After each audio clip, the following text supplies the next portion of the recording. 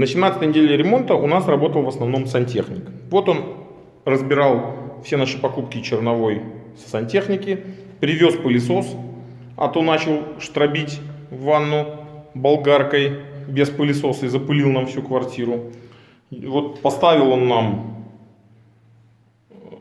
инсталляцию, но поставил ее ни разу не под 45 градусов. Будет переделывать. Вот тут вот смесители, встроенные в стену и прочее, все разобраны.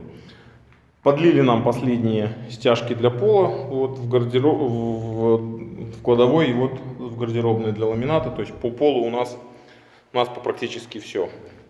Вот сантехник тут все разбирает, ко всему примеривается, все тут размечает, все делает. Вот тут у него тут разобрано, там разобрано. Короче, сантехник такой веселый. Вот. Убрали мы машинку, которая сушит нам квартиру, и начали закупаться запчастями для уже монтажа гипсокартона. Собственно, вот тут вот практически все куплено, кроме самого гипсокартона.